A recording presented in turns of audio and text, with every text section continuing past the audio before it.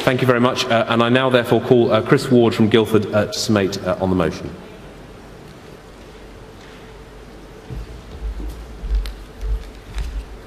Good morning, Conference.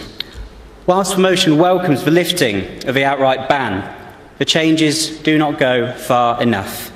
A 12-month deferral is not scientific. It does not take into account what is risky sex and what is not. It does not insist that individuals should have been tested before they give blood, and subsequently it does not protect the blood bank adequately. It is a ban by any other name. Some people have stated that we're threatening the safety of a blood bank by campaigning for the end of a ban. That assertion is as disingenuous as it is wrong. When we campaign so that we can give up a day to have a considerable amount of blood taken from our bodies, we're not fighting for our right to give blood. We're fighting for the haemophilia patient, the sickle cell disease patient, the leukemia patient. Nobody has the right to give blood. We're not fighting for our right to give blood, we are fighting for the right of a patient to receive it.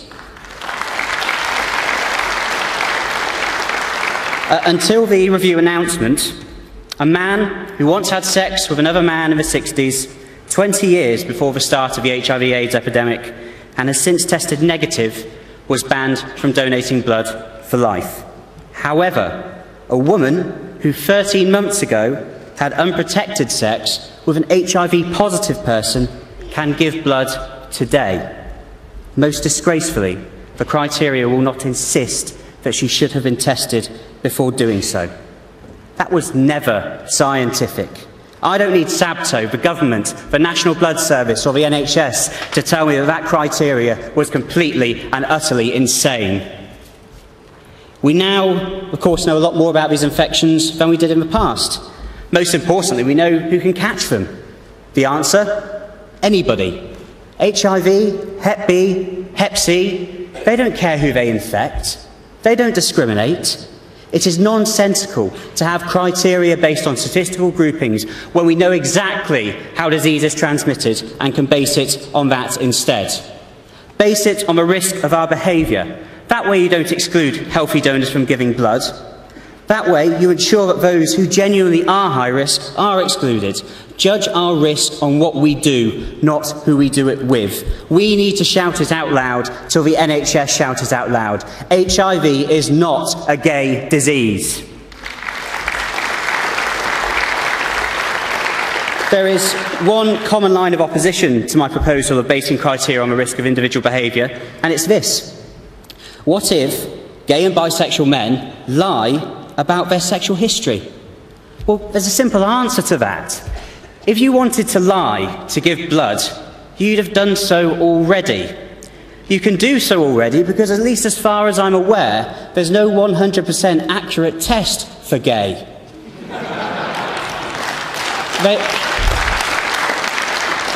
They don't quiz you on the offside rule or put some Kylie on to see if the blood cells start dancing. They have to rely on trust. But the gentleman earlier talked about testing. I just want to explain why that line is in the motion very briefly. They do not test. The minimum guidelines in the Red Book for the National Blood Service say that you only test for the antibodies of HIV 1 and 2. We want it to move to the antigen, to test for the actual virus as a base standard. So that is why the line is in the motion. I'm more than happy to discuss it with him afterwards. There's also something to be said for consistency when it comes to this ban in relation to other donation services. I'm already a blood donor. No, I haven't lied my way into the blood van. I fully suspect they wouldn't believe me. I'm on the Anthony Nolan Trust register to donate blood stem cells. And when I'm no longer of this world, my organs will be harvested and given to those who need them to save lives. And forgive the plug, please, but I would like to ask anybody who is eligible to please do those things, because they are, on the Anthony Nolan Trust, you have to take a few days off, but it's a bargain. You save a life. It's a fantastic thing to do. If there's one thing I'd like to ask of you today, to all those listening who are eligible, please, please, please give blood. Give blood because never again should the blood stocks be so low. Give blood because there is nothing better than giving something small to do something big. But as a final plea, please, please, please give blood, because we can't. Ladies and gentlemen, please vote for this motion today. because this ban has a potential to kill many more people than gay blood ever will.